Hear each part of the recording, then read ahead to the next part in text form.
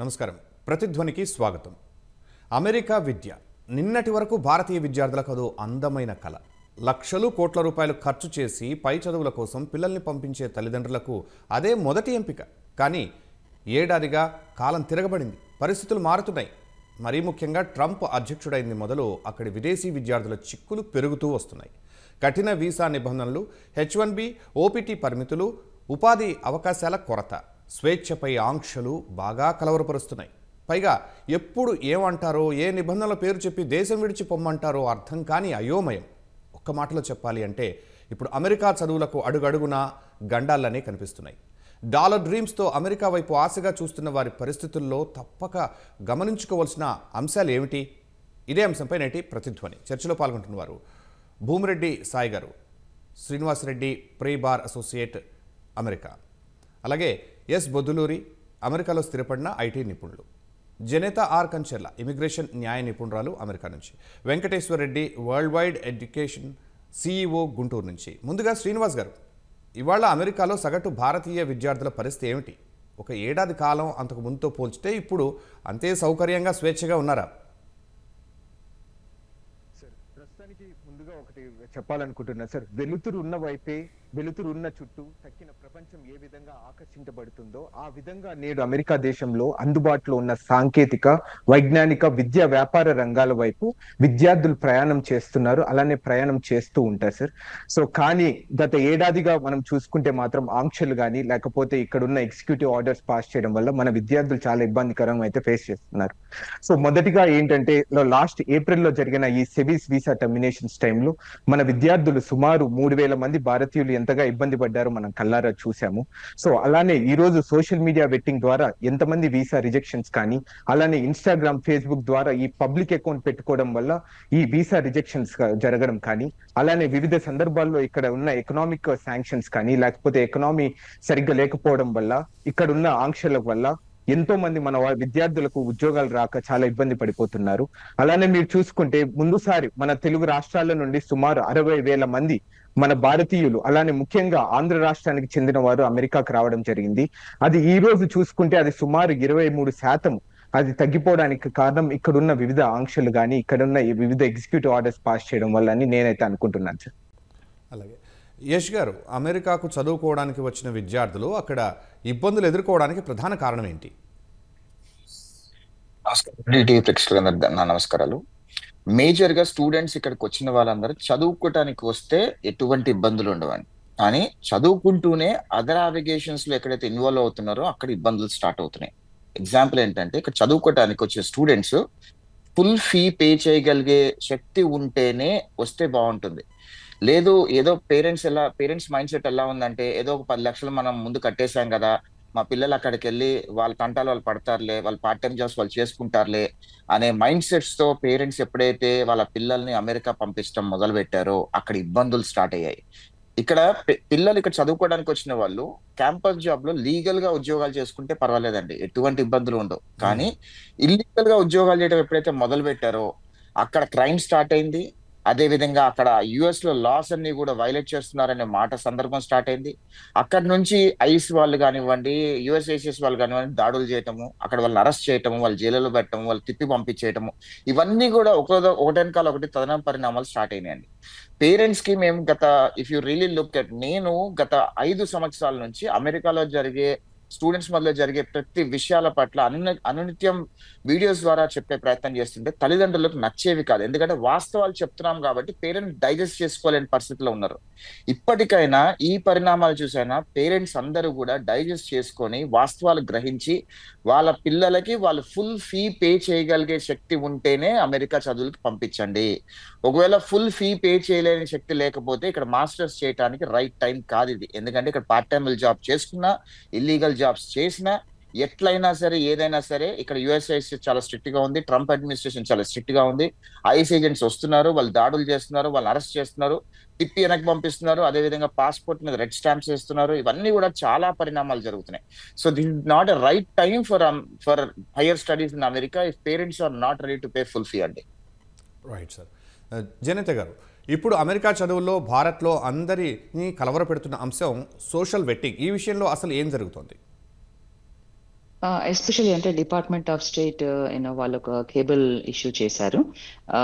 అంటే only social మీడియానే కాకుండా అంటే online presence, especially F, M and J visas కి. బట్ వేరే అదర్ వీసాస్ కి కూడా అంటే విజిటర్స్ వీసాస్ కి కూడా చూస్తా ఉన్నాం ఇది.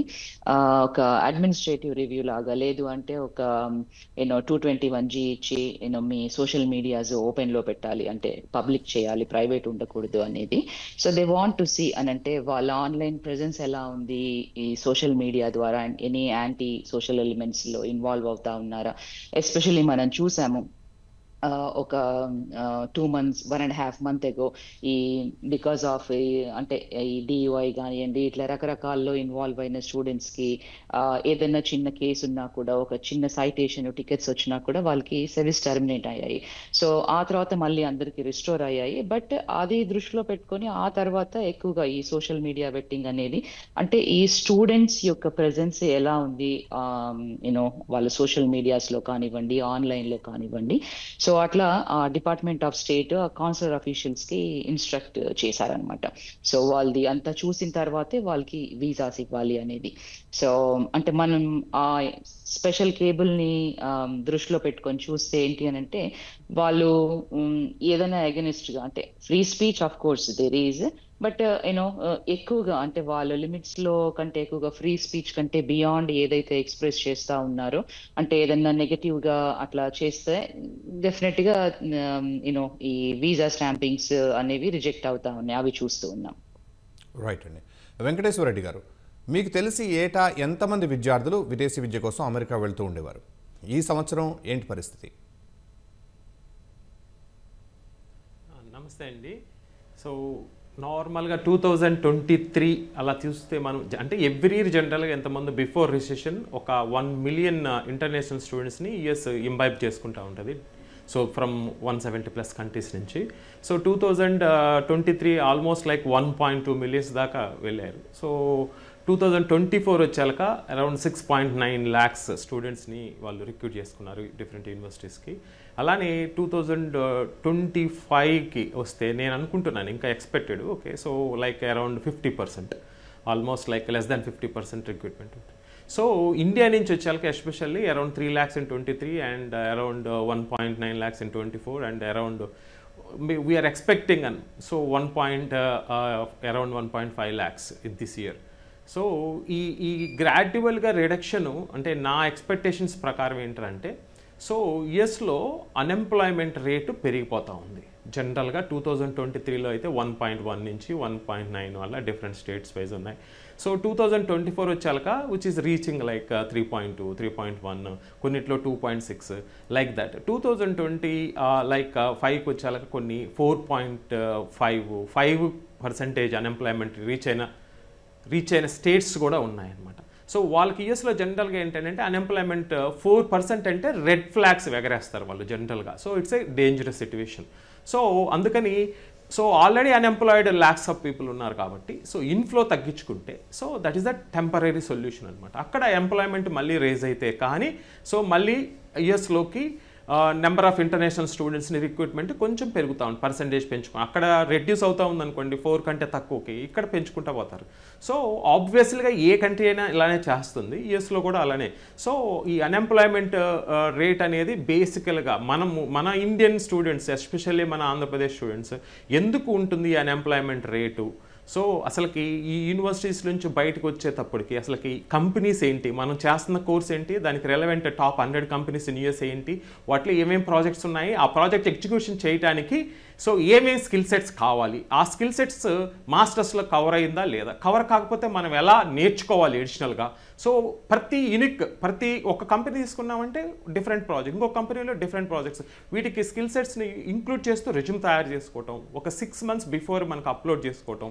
సో ఈ అన్ఎంప్లాయ్మెంట్కి బేసికల్గా సొల్యూషను మన స్టూడెంట్స్ ఇలా వర్క్ చేయకపోతే బయటికి వచ్చిన తర్వాత మాస్టర్స్ అయిపోయిన తర్వాత చూద్దాంలే అనుకుంటే కనుక సో మెజారిటీ ఆఫ్ స్టూడెంట్స్ అన్ఎంప్లాయిడ్గా మిగిలిపోవటమే ప్రస్తుతానికి, ఎందుకంటే రిసెషన్ ఎక్కువగా ఉంది. సో ఇలా కాకుండా మనకి యూనివర్సిటీస్లో ఉన్న రీసోర్సెస్ లైక్ కెరియర్ సెల్స్ కానీ అలానే మనం కూడా ఓన్గా రీసెర్చ్ చేసుకోవటం, ఎక్సెల్ షీట్స్ చేసుకోవటం, స్కిల్ సెట్స్ ఐడెంటిఫై చేసుకోవటం, ఇంప్రూవ్ చేసుకోవటం, అలానే సో బిఫోర్ 6 months అప్లై చేయటం. సో పాసిబిలిటీ ఉంటే ఇంటర్న్షిప్ కూడా చేయటం during the summer breaks, May to August, లేకపోతే సెమిస్టర్ బ్రేక్ తీసుకొని. సో అది కూడా ఇవన్నీ కూడా ఇంప్లిమెంట్ చేసుకుంటే ఎంప్లాయ్మెంట్ రేట్ పెరిగితే మనకి స్లోగా మళ్ళీ స్టూడెంట్ రిక్రూట్మెంట్ బాక్కి వస్తుంది అని అనుకుంటున్నాను నేను. శ్రీనివాస్ గారు, పార్ట్ టైం జాబ్లో చేయటానికి వీల్లేదని ఇప్పటికే వింటున్నమాట. దాంతోపాటు అమెరికాలోని విదేశీ విద్యార్థులు ఇంకా ఏ అంశాల్లో ఆంక్షలు ఎదుర్కొంటున్నారు? సో ముందుగా ఒకటి మన తెలుగు విద్యార్థులకు కానీ తెలుగు తల్లిదండ్రులకు కానీ ఒక క్లారిటీ ఇవ్వాలనుకుంటున్నాను సార్. ఇక్కడ అమెరికాలో ఇల్లీగల్ గా కానీ of the campus part time చేయడానికి కానీ ఎక్కడే కానీ మనకు పర్మిషన్ లేదు అనేది చాలా క్లియర్ గా మనం తెలుసుకోవాల్సిందేది ఉంటుంది.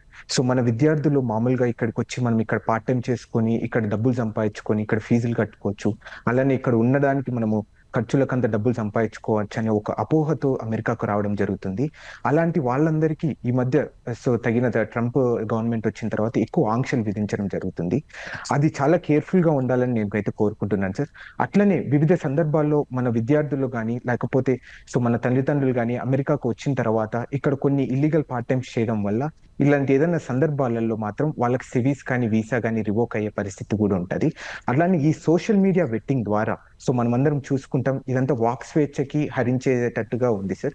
ఇక్కడ ఎందుకంటే ఎంతో మంది విద్యార్థులు అమెరికాకు రావడానికి మొదటైన కారణం ఇక్కడ ఫ్రీడమ్ ఆఫ్ స్పీచ్ అనేది.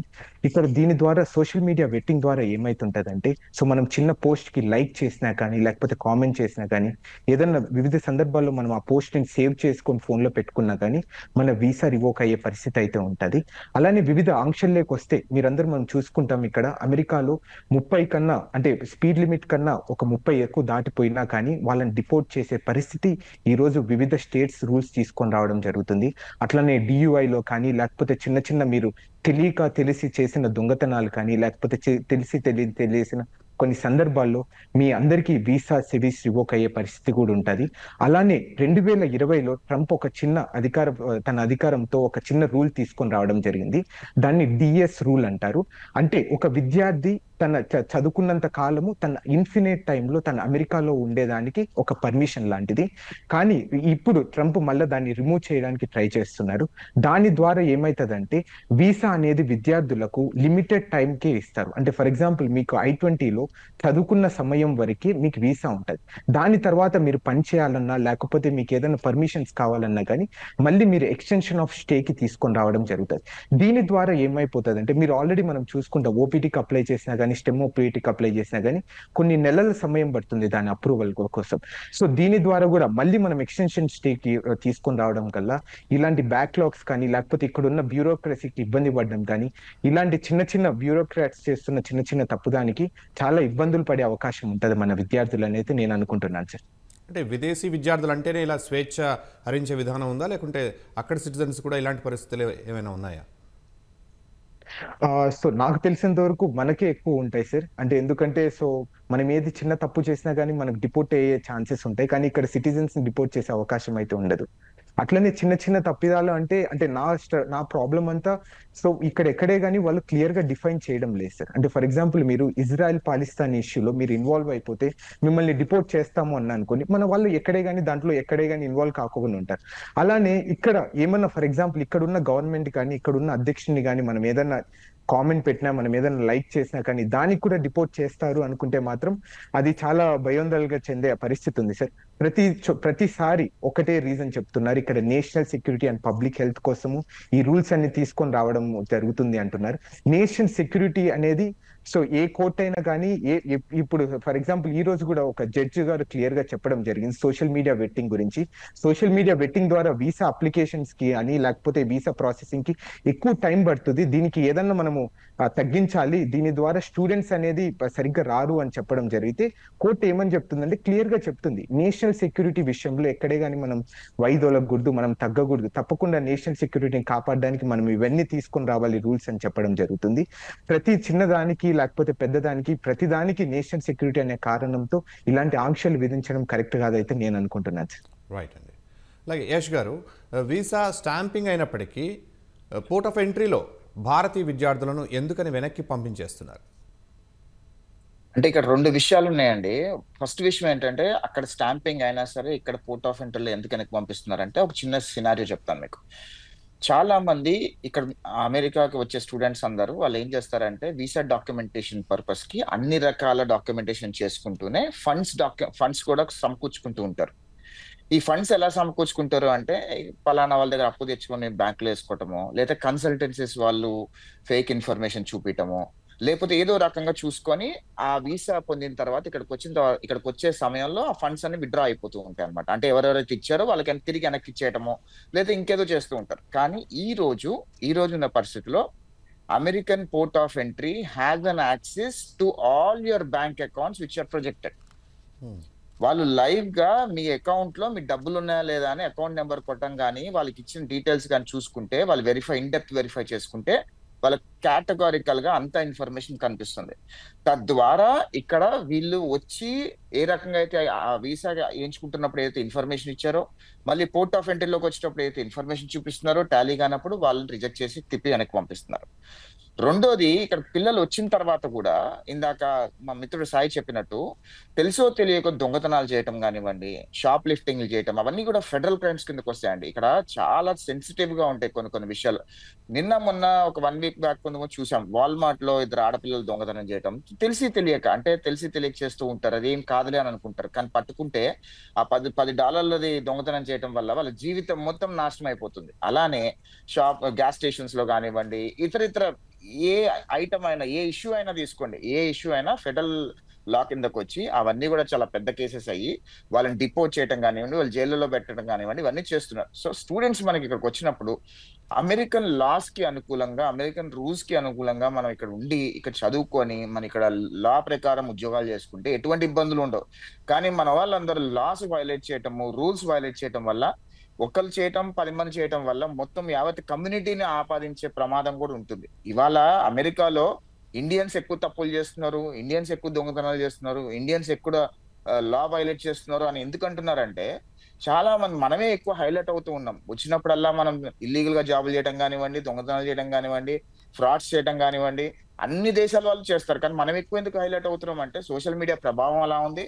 అదే విధంగా మన పిల్లల వ్యవహార శైలి కూడా అలా ఉండడం వల్ల మనం అందరం కూడా మార్చుకోవాల్సిన అవసరం ఉంది. ఇక్కడికి వచ్చినప్పుడు లా ఆఫ్ ద ల్యాండ్ ని పాటించి, లా ఆఫ్ ద ల్యాండ్ ని ఫాలో అవ్వాల్సిన అవసరం అందరికీ ఉంది. అది తల్లిదండ్రులు కూడా వాళ్ళందరినీ కూడా కరెక్ట్ గా కోఆపరేట్ చేయాల్సిన అవసరం ఉంది, టీచ్ చేయాల్సిన అవసరం ఉంది. ఎస్ జనేత గారు, బర్త్ రైట్ సిటిజన్షిప్ విషయంలో కూడా ఇటీవలే ట్రంప్కు అనుకూల నిర్ణయం వచ్చిందని అంటున్నారు. అసలు అమెరికా సుప్రీంకోర్టు ఏమంది, ఆ ప్రభావం ఎలా ఉండబోతుంది? మనము అంటే ఆ డీటెయిల్స్ లోకి వెళ్ళి చూసుకుంటే, ఈ బర్త్ రైట్ సిటిజన్షిప్ మీద ఒక ఎగ్జిక్యూటివ్ ఆర్డర్ చేసినప్పుడు ఏంటి అంటే కొన్ని లోవర్ కోర్ట్స్ లో వాళ్ళు అంటే ఇంజంక్టివ్ ఆర్డర్స్, అంటే కేసెస్ ఫైల్ చేసి ఇంజంక్టివ్ రిలీఫ్ తీసుకోవడం జరిగింది. సో ఈ కేసు ఈవెన్చువల్ గా సుప్రీం కోర్టుకు వచ్చింది last week. So supreme court 6-3 decision లో ఏం చెప్పారు అని అంటే, ఈ అంటే లోవర్ కోర్ట్స్ కి ఒక లిమిటెడ్ ఎబిలిటీ ఉంటుంది. సో వాళ్ళు ఇట్లా నేషన్ వైడ్ ఇంజంక్షన్ ఇష్యూ చేయలేరు. సో ఇప్పుడు ఏంటి అని అంటే, వెదర్ ఆ నేషన్ వైడ్ ఇంజంక్టివ్ రిలీఫ్ చేసే లాసూట్స్ లో జాయిన్ అవ్వడము, లేదు అంటే ఇండివిజువల్ గా రిలీఫ్ కోరుకోవడము ఆ డిస్ట్రిక్ట్ కోర్ట్స్ లో ఫైల్ చేసుకొని. సో ఇది సుప్రీం కోర్ట్ చెప్పిన డెసిషన్. సో దీంతో ఏంటి అని అంటే, అంటే ఇంకా కొద్దిగా little bit Boost for the more executive orders కి ఇట్లా ఉంది. బట్ అట్లా అని they did not end the birth right citizenship, అది ఇంకా ఉంది. సో అంటే లోవర్ కోర్ట్స్ కి లిమిటెడ్ ఎబిలిటీ ఉంటుందని మాత్రమే చెప్పారు 6-3 డెసిషన్స్ లో. రైట్ అండి. వెంకటేశ్వర రెడ్డి గారు, అమెరికా విదేశీ విద్యార్థులకు ఇచ్చే F1 వీసాల తిరస్కరణ సంఖ్య దశాబ్దంలో ఈసారి గరిష్ట స్థాయికి చేరింది అంటున్నారు. వాళ్ళ పరిస్థితి ఏంటి, ఏం కారణాలు చెబుతున్నారు? సో బేసిక్ ఇంతకుముందు కూడా నేను డిస్కస్ చేశాను అనమాట. అన్ఎంప్లాయ్మెంట్ రేట్ ఎక్కువ పెరిగిపోతూ ఉంది. సో అది మేజర్గా వాళ్ళు నెంబర్ ఆఫ్ వీసాస్ తగ్గిస్తూ ఉన్నారు. అయితే మనకి ఆ ఎఫెక్ట్ ఆటోమేటికల్గా మన తెలుగు విద్యార్థుల మీద కూడా ఉంటుంది. So anyhow they are giving visas. ఎప్పుడైనా రిజెక్షన్ చేయాలనుకున్నప్పుడు వాళ్ళు పాయింట్ సిస్టమ్ తీసుకుంటారు. ఓకే, సో ద బెస్ట్ యూనివర్సిటీస్కి ఎవరైతే వస్తామన్నారో వాళ్ళకి ఎక్కువగా ఇవ్వటం. So then second, financial ability, sponsors కానీ, లేకపోతే ఇన్కమ్ సోర్సెస్ కానీ, లేకపోతే ఎడ్యుకేషన్ లోన్స్ కానీ, లేకపోతే ability to show the funds కానీ, ఫండింగ్. అండ్ దెన్ థర్డ్ వచ్చాక వీళ్ళకి కమింగ్ బ్యాక్ ఇంటెన్సిటీస్ ఎలా ఉన్నాయి, వీళ్ళ ఇంటెన్సిటీస్ ఎందుకు వెళ్తూ ఉన్నారు యూఎస్కి. ఓన్లీ చదువుకోవటానికా, లేకపోతే చదువుకొని కొంత ఇంటర్న్షిప్ చేసి మళ్ళీ బ్యాక్ ఇండియాకి రావటానికా, అసలు వీళ్ళకి అవగాహన ఉందా, అసలు రీసెర్చ్ ఏమైనా చేసుకున్నారా, ఓకే, సో ఈ ఇష్యూస్ని అన్నిటిని కూడా వాళ్ళు చూస్తూ ఉంటారు. సో బేసికల్గా మనం మేజర్గా తల్లిదండ్రులు కానీ స్టూడెంట్స్ కానీ బేసికల్గా సో ఒక యూనివర్సిటీస్కి మనం పెట్టుకునేటప్పుడే ఈ ఫ్యాక్టర్స్ అన్నిటినీ కన్సిడరేషన్లో తీసుకోవాలి. సో నార్మల్గా యుఎస్లో 4500 పైచలకి యూనివర్సిటీస్ ఉంటాయి. సో అందులో ఒక suppose example MS in computer science తీసుకుంటే ఒక 800 to 1000 యూనివర్సిటీస్ ఆఫర్ చేస్తూ ఉంటే సో మన పిల్లలు సో బిలో యావరేజ్ యూనివర్సిటీస్కే ఒక 50 to 60% ఆఫ్ స్టూడెంట్స్ అప్లై చేస్తూ ఉన్నారు. ఎందుకని అలా? సో మనకి సో టైర్ 1 ఉన్నాయి, టైర్ 2 ఉన్నాయి, టైర్ 3 ఉన్నాయి, సో టైర్ 4 ఉన్నాయి. సో అలా కాకుండా ఇంకా లాస్ట్కి ఎందుకు వెళ్తా ఉన్నాం? సో ఇది జనరల్గా మనము కొంత డిస్కషన్లో కూడా తీసుకురావాలి. రిజెక్షన్ పర్సంటేజ్కి ఇప్పుడు యాజ్ ఆఫ్ నౌ ఈ ఇంటేక్లో మనం చూస్తే మా దగ్గర నుంచి కానీ లేకపోతే సో మార్కెట్లో చూస్తే so public universities, research oriented యూనివర్సిటీస్కి లేకపోతే కనుక R1, R2, R3 okay rating ఉన్న యూనివర్సిటీస్కి rejection almost like less than 10%. Okay, so అలా కాకుండా అసలు రీసెర్చే లేకుండా okay so like only taught courses ఉండి just for the sake of ఇలాంటివి కొన్ని యూనివర్సిటీస్ అయితే మరీ లో ఎండ్ అనమాట. జస్ట్ ఓకే సో లైసెన్స్ తీసుకుంటాయి. So okay according to the STEM మనకి ఈ యూనివర్సిటీస్ సిస్టమ్ అంతా కూడా మనం చెక్ చేసుకోవచ్చు యాక్చువల్గా. సో అన్ని పర్మిషన్స్ ఉంటాయి, కాకపోతే ఏంటంటే వాళ్ళకి చూడగానే అర్థమవుతుంది అనమాట. సో వీక్లీ మనకి 7 daysలో 5 days టాప్ యూనివర్సిటీస్లో క్లాసెస్ ఉంటే 4 daysలో కొన్ని యూనివర్సిటీస్ ఉంటే 3 days per week క్లాసెస్ ఉంటే 2 days 1 day కొన్ని అసలు వీక్లీ వన్స్ కూడా రావాల్సిన అవసరం లేదు, మంత్లీ వన్స్ వచ్చే యూనివర్సిటీస్ లేకపోతే ఇంకా సో సెమిస్టర్కి ఒకసారి వచ్చే యూనివర్సిటీస్ ఇలా బోల్డ్ అని ఉంటాయి క్లాసిఫికేషన్స్. సో ఇవన్నీ కూడా మనం కన్సిడరేషన్ తీసుకోవాలి. సపోజ్ ఎగ్జాంపుల్ మనము స్టాన్ఫర్డ్ తీసుకున్నాం అనుకోండి. ఓకే ఎగ్జాంపుల్ మనం ఎంఎస్ ఇన్ కంప్యూటర్ సైన్స్ డిపార్ట్మెంట్లో 250 మెంబర్స్ని వాళ్ళు రిక్రూట్ చేసుకున్నారు. వాళ్ళకి 6000 అప్లికేషన్స్ వచ్చాయి. వాళ్ళు 250 మెంబర్స్ ప్లస్ 10% అంటే లైక్ 275 మెంబర్స్కి సో స్క్రూటినైజ్ చేసి ఓకే లైక్ ఫస్ట్ మామూలుగా లైక్ పర్సంటేజ్ మార్క్స్ జీపీఏని అండ్ జిఆర్ఈలు అయితే ఇట్లాంటివన్నీ కన్వర్ట్ చేసుకొని స్క్రూటినైజ్ చేసుకొని తర్వాత డిపార్ట్మెంట్ రివ్యూకి పంపించి అక్కడ స్క్రూటినైజ్ చేసుకొని ఒక 10% ఎక్స్ట్రా 275 మెంబర్స్కి ఇస్తే సో వీసా ఆఫీసర్స్ 275 మెంబర్స్కి ఇస్తారు వీసాస్. ఓకే అలా కాకుండా ఇంకా మనం నెక్స్ట్ లెవెల్కి వస్తూ ఉంటే అలానే సేమ్ ఆ యూనివర్సిటీలో కూడా ఎంఎస్ ఇన్ కంప్యూటర్ సైన్స్కి 250 మెంబర్స్కి వీసాస్ కావాలంటే ఇంటర్నేషనల్ స్టూడెంట్స్ వాళ్ళు ఓకే ఒక 500 మెంబర్స్కి ఇచ్చారు. But visa officers they never give the 500 around ఒక 10% ఎక్స్ట్రా 250 to 260. అప్పుడు ఏమవుతుంది మనకి సో కొంతమందికి వీసా రిజెక్ట్. అలా యావరేజ్ యూనివర్సిటీస్కి వస్తే వాడికి 250 మెంబర్స్ కావాలంటే 1000 మెంబర్స్కి అడ్మిట్స్ ఇస్తారు. బట్ వీసా ఆఫీసర్స్ 250 to 275 మెంబర్స్కి మాత్రమే వీసాలు ఇస్తారు. సో రిమైనింగ్ పీపుల్కి వీసాస్ పోతాయి. అలా బిలో యావరేజ్ యూనివర్సిటీస్కి సో వాడికి 250 మెంబర్స్ కావాలంటే 2500 మెంబర్స్కి అడ్మిషన్స్ ఇస్తారు. సో మన వాళ్ళు వీసా ఆఫీసర్స్కి మాత్రం 250 to 275 రిమైనింగ్ పీపుల్ అందరికీ రిజెక్ట్ అవుతాయి. సో ఇప్పుడు మనం ఏ టైప్ ఆఫ్ యూనివర్సిటీస్కి వెళ్ళాలనేది స్టూడెంట్ చూజ్ చేసుకోవాలి. So don't fell in to the traps of the consultants కానీ. సో బేసికల్గా మీకు ఇవాళ మంచి ఇన్ఫర్మేషన్ ఇచ్చే బోల్డ్ అండ్ గవర్నమెంట్ యూఎస్ వెబ్సైట్స్ ఉన్నాయి. Okay education in USA websites కానీ లేకపోతే గ్రాడ్ స్కూల్స్ కానీ పియర్సన్ గైడ్లైన్స్ కానీ లేకపోతే అలా ప్రతి యూనివర్సిటీకి ఓన్ వెబ్సైట్స్ కానీ దాంట్లో ప్రీ రిక్విజిట్స్ కానీ కోర్స్ కరిక్యులమ్స్ కానీ ఫ్యాకల్టీ కానీ వాళ్ళ రీసెర్చెస్ కానీ సో ఇవన్నీ కూడా మీరు కొంత టైం స్పెండ్ చేస్తే స్టూడెంట్ అనేవాళ్ళు so they come to know all these factors. అసలు చాలామంది స్టూడెంట్స్కి అసలు ఇది ఏ టైప్ ఆఫ్ యూనివర్సిటీ కూడా తెలియట్లా. సో అందుకని be careful about all these things. ఈ ఫ్యాక్టర్స్ అన్నీ కూడా ఇంప్లికేట్ అవుతాయి వీసా ఇష్యూయింగ్లో. శ్రీనివాస్ గారు, కేవలం చదువుకోవడానికి అమెరికా రావాలి అంటున్న తాజా నిబంధనలు విద్యార్థులు వారి కుటుంబాలపై ఆర్థికంగా ఎలాంటి భారం మోపుతున్నాయి? ఫ్రెండ్ సర్కిల్స్లో మీరేం చూస్తున్నారు? సో ముందుగా ఇందాక మీరు అడిగిన క్వశ్చన్ కి పోర్ట్ ఆఫ్ ఎంట్రీలో దానికి సమాధానం ఇవ్వాలనుకుంటున్నాను సార్. ఇందాక యష్ గారు సమాధానం చెప్తూ పోర్ట్ ఆఫ్ ఎంట్రీలో ఆపే ఈ పోర్ట్ ఆఫీసర్స్ కి ఆపే శక్తి ఉంటుందా ఉండదా అని. సో క్లియర్ గా ఉంటది అనేది ఇమిగ్రేషన్ అండ్ నేషనాలిటీ యాక్ట్ తో క్లియర్ గా రాసింది సార్. ఫేషియలీ లెజిటిమేట్ గా వాళ్ళు అనుకుంటే వాళ్ళు డెసిషన్ తీసుకొని మనం తిరిగి భారతదేశానికి పంపించే అవకాశం ఉంది. అందుకే కేర్ఫుల్ గా సో మనం ఇక్కడికి రావడానికి దేనికి వస్తున్నాం, మనం చదువుకోవడానికి వస్తే చదువుకోవడానికి లేకపోతే జాబ్ చేయడానికి వస్తే జాబ్ చేయడానికి అంతవరకు లిమిటెడ్ గా ఉండాలి. అలానే సో ఇందాక అటార్నీ గారు చెప్పినట్టు బర్త్ రైట్ సిటిజన్షిప్ గురించి ఒకటి క్లారిటీ ఇవ్వాలనుకుంటున్నాను. బర్త్ రైట్ సిటిజన్షిప్ గురించి ఎక్కడే కానీ ప్రస్తుతం సుప్రీంకోర్టు ఎక్కడే కానీ మాట్లాడడం లేదు సార్. ఓన్లీ నేషనల్ ఇంజెక్షన్ దాని గురించి మాట్లాడడం జరిగింది. 30 రోజుల తర్వాత నుండి ఈ ప్రెసిడెంట్ ఇచ్చిన ఎగ్జిక్యూటివ్ ఆర్డర్ ఇంప్లిమెంటేషన్ జరుగుతుంది అని చెప్పడం జరిగింది. దీని ద్వారా ఎన్నో హైపోథెటికల్ క్వశ్చన్స్ క్వశ్చన్స్ అనేది ఆరంభమవుతుంది సార్. సో మొదటిగా నేను చెప్పాలంటే ఇక్కడ సుమారు 94 ఫెడరల్ డిస్ట్రిక్ట్ కోర్ట్స్ ఉన్నాయి. ప్రతి డిస్ట్రిక్ట్ కోర్టు ఒక విధంగా జడ్జిమెంట్ ఇవ్వడం వల్ల సో దీని ద్వారా సఫర్ అయ్యేది తప్పకుండా ఇక్కడ ఉన్న భారతీయులు కానీ లేకపోతే వివిధ దేశాల నుండి కానీ. ఒక చిన్న ఎగ్జాంపుల్ ఇస్తాను సార్. నేను చదువుకునేది ఇండియానా స్టేట్ సార్.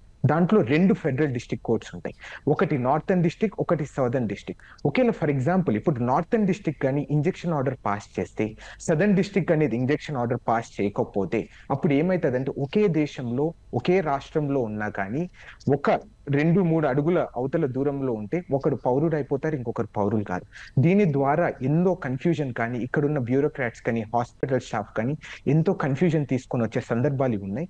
ఎక్కడే కానీ దీని గురించి సుప్రీంకోర్టు కానీ ఎక్కడే కానీ దీని గురించి ఆన్సర్స్ చేయలేదు సార్. అలానే మీరు చూసుకుంటే ఇప్పుడున్న ప్రస్తుత పరిస్థితుల్లో కేవలం చదువుకోవడానికి అమెరికాకు రావాలి అంటే తప్పకుండా వీళ్ళు ఒక్కసారి మనం ఇమిగ్రెంట్ అవుతాము అనుకుంటే మాత్రము వీళ్ళు మనకు మాత్రం వీసా ఇవ్వరు సార్. సో వీళ్ళ మెయిన్ ఇంటెన్షన్ ఏంటంటే F1 కానీ H1 కానీ వీళ్ళు మళ్ళీ మనం వచ్చిన పని కంప్లీట్ చేసుకొని మళ్ళీ రిటర్న్ వెళ్ళిపోతామనే ఒక భావనతో మనకు వీసాస్ ఇవ్వడం జరుగుతుంది. సో ఒకేలా ఆ ఇంటెన్షన్ ఉంటే మాత్రం వాళ్ళు మనకు వీసా రిజెక్ట్ చేస్తారు. మీరందరూ చూసుకుంటే సుమారు $44 బిలియన్ రూపాయలు, $44 బిలియన్ సుమారు ఇండియా నుండి అమెరికాకు ఫీజు రూపంలో డబ్బులు వస్తుంది. సుమారు ఇక్కడ 15% మంది ఇంటర్నేషనల్ స్టూడెంట్స్ లో భారతీయులు ఉన్నారు, అంటే అత్యధిక సంఖ్యలో ఉన్నారు.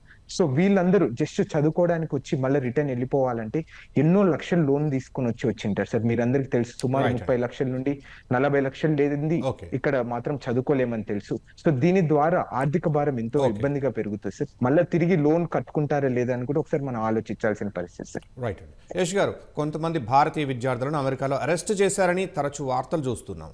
దానికి ప్రధాన కారణాలు ఏంటి? ఈ విషయంలో ఏం జాగ్రత్తలు తీసుకోవాలి?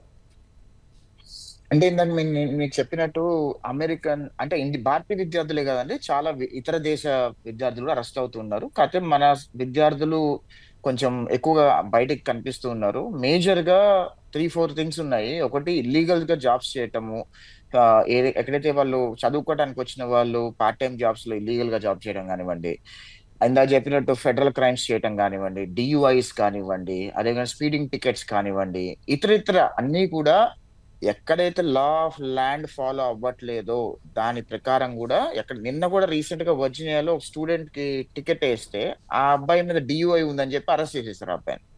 అంటే పోలీసులు కనపడ్డాడు, దేనికో ఆపారు, ఒక దానికోసం ఆపితే ఇంకో దాని మీద అరెస్ట్ చేసి తీసుకెళ్లిపారు. అలా దయచేసి ఇక్కడికి వచ్చిన పిల్లలందరూ కూడా లిమిటేషన్స్ లో law of the land follow అవుతూ వాళ్ళు దేనికోసం వచ్చారో దాని మీదనే ఉంటే బెటర్. లేదు ఎవరు కళ్ళు కప్పుతున్నారు కదా ఎవి ఏం చూడట్లేదని. రీసెంట్ గా కాలిఫోర్నియాలో ఒక చిన్న ఇన్సిడెంట్ జరిగిందండి. ఒక స్టూడెంట్ ఇంట్లో పార్ట్ టైం అంటే కేర్ టేకర్ గా ఇంట్లో పార్ట్ టైం పనిచేస్తున్నారని చెప్పి వాళ్ళ స్టూడెంట్ ఫ్రెండ్స్ ఎవరో ఐస్ కి రిపోర్ట్ చేయడం వల్ల వాళ్ళ ఇంటికి వెళ్ళి మరీ అరెస్ట్ చేశారు ఆ అమ్మాయిని. ఆ పాప వాళ్ళ తల్లిదండ్రులు ఇంట్లో లేరు, ఈమె కేర్ టేకర్ గా ఉండడం వల్ల అరెస్ట్ చేశారు. అంటే ఇట్లాంటి సందర్భాలు చాలా ఉన్నాయి. మన వాళ్ళే ఇన్ఫర్మేషన్ మొత్తం ఐస్కిస్తున్నారు, ఓర్చుకోలేక వీళ్ళు జాబులు చేస్తున్నారు, ఇంకోళ్ళు జాబులు చేయలేకపోతున్నారని జాబులు చేయలేని వాళ్ళు జాబులు చేసే వాళ్ళ మీద ఇన్ఫర్మేషన్ ఇచ్చి వాళ్ళని పట్టించే ప్రయత్నం చేస్తున్నారు. ఇలా మన ఇండియన్ మైండ్ సెట్ మార్చుకోవాల్సిన అవసరం ఉంది. అదే విధంగా మన ఇండియన్స్ ఇక్కడికి వచ్చినప్పుడు law of the land follow అయ్యి ఇక్కడున్న రూల్స్ కి అనుగుణంగా మనం పనిచేయాలి, రూల్స్ కి అనుకూలంగా మనం ఉండాల్సిన అవసరం ఉంది. ఎక్కడా కూడా ఇల్లీగల్ గా జాబ్స్ చేయకండి, ఎక్కడా కూడా షాప్ థిఫ్టింగ్స్ కానివ్వండి, DUIs కానివ్వండి, స్పీడింగ్ టికెట్స్ కానీ ఇతర ఇల్లీగల్ యాక్టివిటీస్ లో ఎక్కడ ఇన్వాల్వ్ కావద్దు. దయచేసి మీరు చదువుకోవడానికి వచ్చిన వాళ్ళు చదువుకొని మీరు ఇక్కడ చేసుకోవాల్సినవన్నీ అంటే ఏదైనా చదువుకున్న తర్వాత OPT CPT అవన్నీ చేసుకొని వెనక్కి వెళ్ళిపోవాల్సిన అవసరం వస్తే వెనక్కి వెళ్ళిపోండి. ఇక్కడ ఉద్యోగం వచ్చి H1 వస్తే మళ్ళీ ఉద్యోగం చేసుకోండి. కాకపోతే ఇల్లీగల్ గా ఎవడో రూల్స్ ఇక్కడ వైలేట్ చేయొద్దని చెప్పి నా విజ్ఞప్తి అండి. లాస్ట్ గా నేను ఒక విషయం చెప్దాం అనుకుంటున్నాను అండి. తల్లిదండ్రులు అందరూ కూడా వాస్తవాలు గ్రహించండి. దయచేసి అమెరికాలో ఉన్న పరిస్థితులు వాస్తవాలు గ్రహించండి. మీరు నచ్చినా నచ్చకపోయినా ఇక్కడున్న వాస్తవాలకు అనుకూలంగానే మీ పిల్లల్ని పంపించాల్సిన అవసరం ఉంది. ఏదో 10 లక్షలు కట్టేశాం కదా ఇక్కడికి వచ్చి వాళ్ళు చేస్తారు కదా అని అనుకునే ప్రయత్నం దయచేసి చేయకండి. మీ పిల్లలే ఇబ్బంది పడతారు.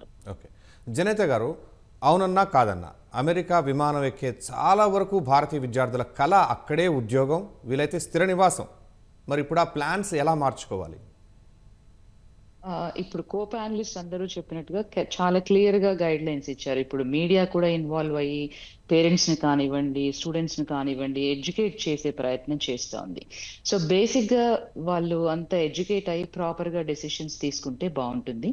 అండ్ ఆపర్చునిటీస్ ఇక్కడ చాలా ఉన్నాయండి, ఇప్పుడు కూడా ఉన్నాయి స్టూడెంట్స్ అందరికి. ఇప్పుడు మనం సోషల్ మీడియా వెట్టింగ్ అన్నా కూడా అందరికి ఇప్పుడు ఒక 100 పీపుల్ వెళ్తే అన్ని 100 ఏం రిజెక్ట్ చేయట్లేదు, maybe 1, 2, 3 based on their, but still students వస్తూ ఉన్నారు. సో బేసిక్ గా రూల్స్ ఫాలో అవుతే తప్పకుండా ఉంటుంది. ఇప్పుడు F1 మీద వస్తారు ఇక్కడికి. F1 మీద వాళ్ళ ఇంటెన్షన్ ఏంటి అంటే, ఆ వీసా యొక్క లెజిస్లేషన్ పాస్ చేసిన ఇంటెంట్ ఏంటి అని అంటే, మీరు ఇక్కడికి రావాలి, చదువుకొని వెనక్కి వెళ్ళిపోవాలి. అది ఆ వీసా యొక్క రిక్వైర్మెంట్. సో వీళ్ళు ఓపీటీలో ఉంటారు, ఇక్కడ ఉన్న తర్వాత H1B, అది ఆఫ్ కోర్స్ H1B అనేది డ్యూయల్ ఇంటెంట్. H1B వచ్చిన తర్వాత ఆ తర్వాత గ్రీన్ కార్డు, సిటిజన్షిప్. అంటే ఇది ఒక పాత్ వే. సో చదువుకొని వెళ్ళిపోయి మళ్ళీ వస్తారా, H1Bలో వస్తారా, ఇదంతా ఒక individual decision. But all the time opportunities ఉన్నాయి, రూల్స్ కి అబైడ్ అయి ఉంటాయి. ఇప్పుడు ఎవ్రీబడి అందరూ ఎడ్యుకేట్ చేయడానికి ట్రై చేస్తున్నారు, స్టూడెంట్స్ కానివ్వండి, వాళ్ళ పేరెంట్స్ కానివ్వండి. ఈ ఎడ్యుకేషన్ ని దృష్టిలో పెట్టుకొని డెసిషన్స్ తీసుకుంటే పాత్వే అనేది స్మూత్ గా జరిగిపోతుంది. రైట్ అండి. వెంకటేశ్వర రెడ్డి గారు, ఇలాంటి క్లిష్ట పరిస్థితుల్లోనూ కొన్ని నకిలీ యూనివర్సిటీలు, విద్యా సంస్థలు విద్యార్థులకు వల వేస్తూనే ఉన్నాయన్న సమాచారం కూడా ఉంది. వాటి నుంచి ఎలా తప్పించుకోవాలి? సో నార్మల్గా ఏంటంటేనండి, యుఎస్లో ఉన్న యూనివర్సిటీస్, ఓకే, సో మనము సెవైప్ అనే ఒక వెబ్సైట్ ఉంటుంది. సో క్లియర్గా సో ఆ వెబ్సైట్లో ఆ యూనివర్సిటీస్ ఏవైతే లిస్టింగ్ ఉన్నాయో అవన్నీ కూడా so rules and regulations follow అయ్యి లైసెన్సింగ్ కానీ లేకపోతే ఇవన్నీ ఉన్న యూనివర్సిటీస్. సో ఫస్ట్ మనము ఇండియా నుంచి అప్లై చేసుకునేటప్పుడే సో స్టూడెంట్స్ అందరికీ అవగాహన ఉండాలి. సెవైప్ అనే వెబ్సైట్కి వెళ్తే okay, so list of universities okay approved by the US governments ఉంటాయి. Okay, first point. సో నార్మల్గా స్టూడెంట్స్ ఏంటంటే ఇక్కడ ఉన్నప్పుడు, ఎందుకంటే వీసా రావాలి కాబట్టి జనరల్గా సో అవన్నీ ఆ రూల్స్ ప్రకారమే వెళ్తారు పిల్లలు.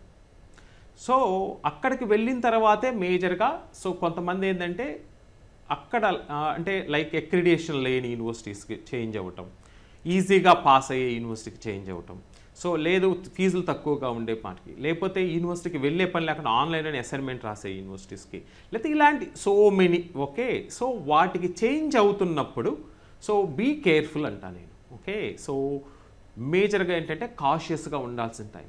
ఏదో మీ సీనియర్స్ వెళ్ళారు, సూపర్ సీనియర్స్ వెళ్ళారు, కంప్లీట్ చేశారు, కన్సల్టెంట్స్ జాబ్లు వచ్చాయి, సో ఇవన్నీ కూడా సో అయిపోయాయి. So we need to educate the students. Okay, ఇప్పుడు వెళ్ళబోయే వాళ్ళకి కానీ అక్కడ ఉన్న వాళ్ళకి కానీ అక్కడ ఉండి ఇప్పుడు వెళ్ళి ట్రాన్స్ఫర్ అవుతా ఉన్న స్టూడెంట్స్కి కానీ so don't do it.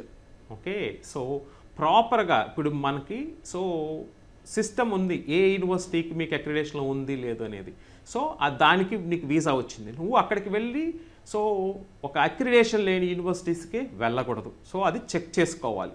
So ఇది పూర్తిగా నాకు తెలిసినంత వరకు స్టూడెంట్స్ ఓకే మేజర్గా చెక్ చేసుకోలేకుండా ఎవరన్నా చెప్పిన ఫాల్స్ ఇన్ఫర్మేషన్ను ఫుట్ ఫాల్ అయ్యి ఇట్లాంటి ఏదో కమిషన్ బేస్డ్ మీద వచ్చి ఇలా వాళ్ళు ఏదో మారండి ఈజీగా ఉంటుంది అలాంటి వాళ్ళు చెప్పిన మాటలు వినొద్దు. ఫస్ట్ పాయింట్ అక్కడికి వెళ్ళిన తర్వాత. సో మనం ఎందుకు వచ్చాం, ఒక పబ్లిక్ యూనివర్సిటీకి వచ్చాం. Suppose you gone to the university of Texas at Dallas, is one of the best university.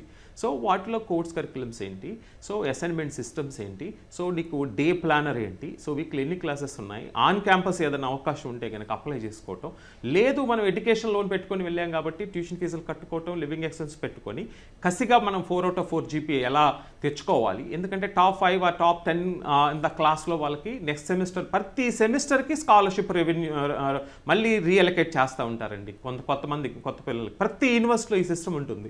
Okay, assistantships మళ్ళీ రీఅలొకేట్ అవుతాయి. సో కొంతమంది ఫస్ట్లోనే స్టార్టింగ్లో వెళ్ళి ఈ సిస్టానికి మనము అడాప్ట్ కాకుండా సో అవుట్ ఆఫ్ వెళ్ళి ఆఫ్ క్యాంపస్లో జాబ్స్కి అలవాటు పడితేనే మనము ఈ లైక్ మీరు చెప్పారు కదా దొంగ యూనివర్సిటీలు అనండి లేకపోతే లైసెన్స్ లేననండి ఇట్లాంటి అన్నిటికీ మనం చూజ్ చేసుకునే పరిస్థితి. అలాంటి చెయ్యొద్దు.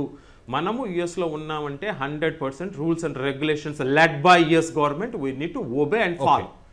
Okay, so that every student has put in his mind. Right. Srinivas గారు, ఇప్పటి వరకు మనం మాట్లాడుకున్న ఇన్ని సమస్యల్లో అక్కడి విద్యార్థులు ఎదుర్కొంటున్న మానసికమైన ఒత్తిళ్ల పరిస్థితి ఏంటి? వారికి ఎవరైనా అండగా ఉంటున్నారా? ప్రస్తుతానికైతే ఈ విద్యార్థులు ఎక్కువ మంది రావడం వల్ల సో ప్రతి వాడికి కానీ ఇక్కడ ఉన్న తెలుగు కమ్యూనిటీస్ కానీ లేకపోతే తానా నాట్స్ కానీ సో లేకపోతే ఇక్కడ ఉన్న తెలుగు అటార్నీస్ కానీ ప్రతి వాడికి సమాధానం చెప్పే అవకాశం కానీ లేకపోతే తక్కువ సమయం ఉంటుంది సార్. మీ అందరికి తెలిసిందే 24 గంటల సమయమే. సో దీని ద్వారా సో కొంతమంది స్టూడెంట్స్ మాత్రం మానసికంగా చాలా ఇబ్బంది పడిపోతున్నారు అని అయితే అర్థమవుతుంది. అంటే దినదిన గండంగా రోజు రోజు మారిపోతుంది సార్.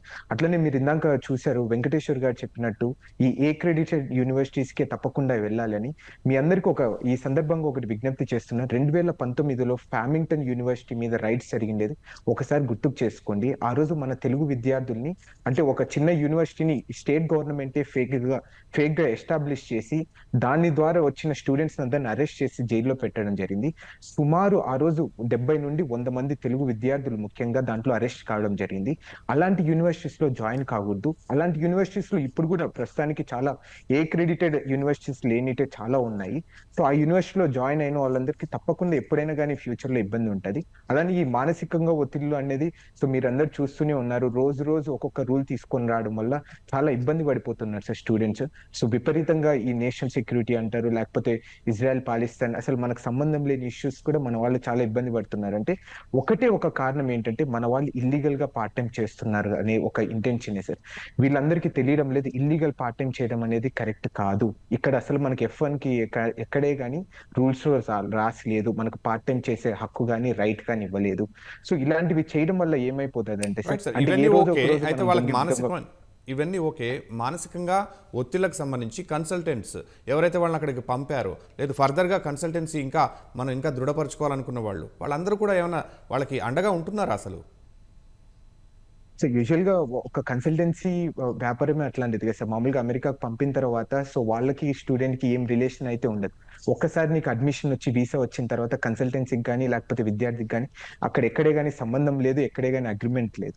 సో దీని ద్వారా చాలా మానసిక ఒత్తిళ్ళు అయితే ఫేస్ చేస్తున్నారైతే నేను అనేది అనుకుంటున్నాను. రైట్ అండి. యష్ గారు, వీళ్ళందరికీ ఒక మంచి గైడెన్స్ కావాలంటే ఏం చేయాలి, ఎవరిని సంప్రదించాలి, అందుకున్న జెన్యూన్ సోర్స్ వేదికలు ఏమిటి? సార్ వీళ్ళ గైడెన్స్ కోసం బెస్ట్ బుక్స్ ఏంటంటే యూనివర్సిటీ ఇక్కడ అమెరికాలో ప్రతి యూనివర్సిటీకి వాళ్ళ వెబ్సైట్స్కి వెళ్తే చాలా కాంక్రీట్ గా వాళ్ళ ఇన్ఫర్మేషన్ మొత్తం ఉంటుంది. USCIS వెబ్సైట్కి వెళ్తే రూల్స్ అన్ని చాలా క్లియర్ గా ఫ్రేమ్ చేస్తున్నాయి. ఎక్కడా కూడా మనం ఎవరిని అడుక్కోవాల్సిన అవసరం లేదు. ఎడ్యుకేట్ చేయడంలో మాలాంటి వాళ్ళు కానీ తానా కానివ్వండి, నాట్స్ కానివ్వండి, ఇతరితర GWTCs ఇతరితర ఆర్గనైజేషన్స్ వాళ్ళందరూ కూడా ఎప్పుడు కూడా అందుబాటులోనే ఉంటారు. అందులో మాలాంటి NRIs చాలా యాక్సెసిబుల్ లో ఉంటాం. మేము ఎప్పుడు కూడా మా సోషల్ మీడియాస్ కానివ్వండి, ఇతర కానివ్వండి, ఏ క్వశ్చన్స్ అడిగినా మేము ఆన్సర్స్ చేస్తూనే ఉంటాము, వాళ్ళకి గైడెన్స్ ఇస్తూనే ఉంటాము. ఇక్కడికి వచ్చిన విద్యార్థులను ఇబ్బందులు పడితే ఇప్పుడు జనిత గారు లాంటి అటార్నీస్ ని కనెక్ట్ చేయడం కానివ్వండి, సోమిరెడ్డి గారు లాంటి అటార్నీస్ ని కనెక్ట్ చేయడం కానీ, వాళ్ళందరూ నిజంగా చెప్పాలంటే ఇప్పుడు ప్యానలిస్ట్ లో ఉన్న అటార్నీ గారు కానివ్వండి, వేరే అటార్నీస్ కూడా తెలుగు కమ్యూనిటీ కోసం చాలా మంచి సర్వీస్ చేస్తున్నారండి. ఒక అటార్నీ దగ్గరికి వెళ్ళి ఒక ఇష్యూ తీసుకెళ్తే మినిమం $500 నుంచి $1000 $1000 ఖర్చు పెడితే గానీ అటార్నీ సమాధానం చెప్పే అవకాశం ఉండదు. కానీ ఇక్కడ మన తెలుగు కమ్యూనిటీ అటార్నీస్ చాలా వెల్ బిహేవ్డ్ గా చాలా బాగా చేస్తున్నారండి. వాళ్ళు చాలా ఏమంటారంటే డబ్బులు తీసుకోకుండా వాళ్ళకి హెల్ప్ చేసే ప్రయత్నం చేస్తున్నారు. ఎక్కడో గానీ వాళ్ళ ఎక్స్పెన్సెస్ ఇన్కర్ అయితే గానీ వాళ్ళు ముందుకొచ్చి వాళ్ళు కాస్ట్ చార్జ్ చేయడం కానివ్వండి, ఇలా చాలా they been doing a lot of service for the community. రెండో పాయింట్ ఏంటంటే ఇక్కడ మేజర్ గా ఇష్యూస్ ఎక్కడ స్టార్ట్ అయినాయో ఒక నిమిషంలో చెప్తానండి. ఇక్కడ ఇష్యూస్ అన్ని కూడా ఇక్కడ అన్ఎంప్లాయ్మెంట్ క్రియేట్ అవడం వల్ల ఇష్యూస్ అన్ని స్టార్ట్ అయింది. అన్ఎంప్లాయ్మెంట్ ఎలా క్రియేట్ అయిందంటే మన ఇండియన్స్ ఇక్కడికి రావటము, ఇల్లీగల్ జాబ్స్ చేయటము. ఆ ఇల్లీగల్ జాబ్స్ అంటే రెస్టారెంట్ లో వెయిటర్ జాబ్స్ అందరూ ఎవరు చేయాలండి? ఇక్కడ ఉన్న అమెరికన్స్ చేయాలి కదండి. కొంతమంది చదువుకున్న వాళ్ళు చేయాలి కదా. వాళ్ళ ఉద్యోగాలన్నీ మనోళ్ళు వచ్చి తీసేసుకొని మనోళ్ళు వాళ్ళ ఉద్యోగాల ప్లేస్ లో రావటము, వాళ్ళందరూ డ్రగ్స్ కి బానిస అవటం, వాళ్ళందరూ ఇట్లా దొంగతనాలకి అవటము, ఇల్లు దొంగతనం చేయటం, ఇవన్నీ చేయటం వల్ల క్రైమ్ రేట్ పెరగటం వల్ల ఈ ఇష్యూస్ అన్ని ముందుకొచ్చి ఈ గవర్నమెంట్ ఇలాంటి రూల్స్ తీసుకోవడానికి, ఇలాంటి డెసిషన్స్ తీసుకోవడానికి అవకాశం అయిందండి. ఎక్కడ కూడా మన law of the land follow కాకపోతే తప్పకుండా ఇబ్బందులు అనేది ఏ భారతీయుడనే కాదండి, ఏ దేశ పౌరుడికైనా సరే ఇబ్బందులు అనేవి తప్పవు. అయితే ఎవరిని సంప్రదించాలి? జెన్యూన్ సోర్స్ వేదికలు ఏంటి? జెన్యూన్ సోర్స్ వేదికలు అండి GWTC తెలుగు ఆర్గనైజేషన్స్ ఏవైనా సరే వాళ్ళ తెలుగు ఆర్గనైజేషన్స్ వెబ్సైట్స్ లో ఇమిగ్రేషన్ గురించి కానివ్వండి, ఎన్ఆర్ఐ సర్వీసెస్ గురించి కానీ వాళ్ళ కాంటాక్ట్ నెంబర్స్ ఉంటాయండి. వాళ్ళకి రీచ్ అవుట్ అయితే మీరు ఖచ్చితంగా ఫోన్లు చేస్తే మేము ఇన్ఫర్మేషన్ అంతా ఇవ్వడానికి సిద్ధంగా ఉన్నాం. ఓకే. ఎనీ టైమ్ మాకు ఇప్పటికి కూడా ఓవర్ ఫ్లడెడ్ ఉంటాయి, but will still respond as and when we get the request అండి. రైట్ అండి. జనిత గారు, విద్యార్థుల సంగతి అటు ఉంచితే ఇప్పటికే అక్కడ స్థిరపడిన భారతీయ వృత్తి నిపుణుల కొలువులు, ఆశలు సేఫేనా? వీసాలు, పన్నుల పరంగా వారికి ఉన్న ఇబ్బందులు ఏంటి? అంటే వీసాలు డెఫినెట్ గా అంటే ఇప్పుడు ఇంతకు ముందుకి చూసుకుంటే కొంచెం రిస్ట్రిక్టెడ్ గా అంటే లెజిస్లేటివ్ ఏదైతే లా చేసిందో అది రూల్స్ అంతా సిమిలర్ గానే ఉన్నాయి, కానీ కొంచెం అంటే కఠినంగా వ్యవహరించడము. ఇప్పుడు అంటే డిపార్ట్మెంట్ ఆఫ్ స్టేట్స్ కి ఓకే మీరు ఇలా social media betting, online presence ఇట్లా చేయడము. ఇంతకు ముందు ఒక ప్యానలిస్ట్ చెప్పారు అని అంటే ఎట్లా వర్క్ అవుతుంది ఇక్కడ జాబ్ ఉన్నప్పుడు ఇట్లా వీసా రిస్ట్రిక్షన్స్ ఇదంతా. బట్ స్టిల్ అంటే ఇప్పుడు జాబ్ మార్కెట్ పెద్ద గొప్పగా లేదు, బట్ డెఫినెట్ గా అంటే ఎప్పుడు ఇలాగే ఉండదు, మారుతూ ఉంటుంది. అంటే ఇది ఒక సైకిల్ లాగా, సో వస్తూ ఉంటుంది. అంటే అప్స్ అండ్ డౌన్స్ ఆల్వేస్ ఉంటాయి. బట్ స్టూడెంట్స్ ఏంటి అంటే జాగ్రత్తగా వాళ్ళ అంటే స్కిల్ సెట్ డెవలప్ చేసుకోవడము. సో ఈ అట్లాంటి వాటిల్లో చూసుకొని అంటే జాబ్ రిక్రూట్మెంట్ పరంగా ఆ దిశగా వాళ్ళు నడవాలి. ఇలా అంటే పార్ట్ టైమ్స్ చేసుకోవడము తగ్గించేసి స్కిల్ డెవలప్మెంట్ ఎక్కువ చేసుకోవడము. బట్ మీరు అడిగిన క్వశ్చన్ కి ఎస్ డెఫినెట్ గా అంటే ఈ వీసాలు అమెరికాకి ఇష్యూ చేయడం అనేది ఎప్పుడు స్టాప్ అవ్వదు, ఎందుకంటే ఆ రిక్వైర్మెంట్ ఆల్వేస్ ఉంటుంది ఇక్కడ. కాకపోతే దాన్ని ఒకసారి వాళ్ళు అంటే లూజెన్స్ గా అంటే వదిలేయచ్చు, ఒకసారి దాన్ని స్ట్రిక్ట్ చేస్తూ ఉంటారు. It depends on the types of visas.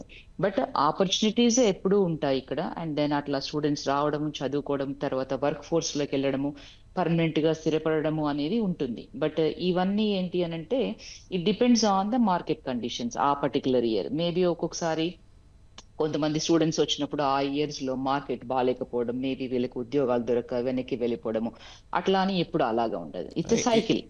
In terms of professions, already అక్కడ ఇండియన్ ప్రొఫెషన్స్ ఎవరైతే సెటిల్ అయి ఉన్నారో, ఆల్రెడీ జాబ్ చేస్తున్నారు, వాళ్ళకి ఏమైనా ట్యాక్సెస్లో ఏమైనా చేంజెస్ వచ్చే ఛాన్సెస్ ఉన్నాయా? వాళ్ళు అసలు జాబ్స్ సేఫ్ ఏనంటారా? Taxes law, I think it's a big bill, I don't know what happened to that yesterday. I think it's still on. But again, I think tax paranga maatladadamu, I think, I'm not a specialist in that. Right. But of course, it's only not only to Indians. Tax annappudu adi including American citizens కి కూడా. So అది అంటే అందరికీ వర్తిస్తుంది, only immigrants అని కాకుండా. ఇప్పుడు మనకి వర్క్ చేసినప్పుడు ట్యాక్స్ ఏదైతే ఉంటుందో అది అందరికీ ఈక్వల్ గా వర్తిస్తుంది. వెంకటేశ్వర రెడ్డి గారు, జరుగుతున్న పరిణామాలన్నీ కళ్ళ ముందే ఉన్నాయి. మరి భారతీయ విద్యార్థుల కోసం ఇప్పటికీ అమెరికానే మంచి ఎంపిక అనుకోవాలా? ప్రత్యామ్నాయాలు ఏమిటి? ఓకే సార్, సో నేను కొంచెం అంటే ఎలాబొరేటెడ్గా ట్రై చేస్తాను. ఫస్ట్ మీరు మానసిక ఒత్తిడి అంటున్నాం. సో 24 గంటల్లో మనము కొంత టయాన్ని, ఒక 45 minutes to 1 hour we need to do exercise. అది ఏ ఫామ్లో అనవచ్చు, running, walking, play, swimming, hiking, లేకపోతే yoga, meditation, whatever it may be that. మన వెళ్ళే పిల్లలకి ఇక్కడ ఉన్నప్పుడే అలవాటు చేసుకోవాలి, ఇంబైబ్ చేసుకోవాలి. అది జాబ్ వచ్చిన తర్వాత ఒక 1 hour కంటే ఎక్కువగా కూడా అవసరమైతే 1.5 hour కూడా స్పెండ్ చేయాలి పర్ డే. సో దానివల్ల బేసికల్గా ఏంటంటే ఫిజికల్గా ఫిట్నెస్ ఉంటే మెంటల్ స్ట్రెస్సెస్ తగ్గుతాయి. సో ఎందుకంటే మనకి స్కూలింగ్ సిస్టంలో అది తగ్గిపోయింది. మనం ఇప్పుడు ఈ ప్రైవేట్ స్కూల్స్లోకి వచ్చాక ఇండియాలో so same thing is continue చేస్తున్నారు మన కిడ్స్ కొంతమంది. సో అలా కాకుండా సో మనము ఇలాంటి కొంచెం మంచివి ఓకే అక్కడ ఫెసిలిటీస్ విపరీతంగా ఉంటాయి యూనివర్సిటీస్లో. You need to use that one. అది ఒకటి మానసికానికి. 2 యుఎస్కి మీరు రీసోర్సెస్ అడిగారు. So US government millions of dollars ఖర్చు పెట్టి ఎడ్యుకేషన్ యుఎస్ అనే వెబ్సైట్ పెట్టి, ఆఫీసెస్ పెట్టి ఎడ్యుకేటింగ్ సెక్షన్స్ కండక్ట్ చేస్తూ ఉన్నారు. సో ఎవరైతే సో పిల్లలు బీటెక్ సెకండ్ ఇయర్లోనో, suppose first year is the year to think about the percentage marks, second year is the year to think about the future.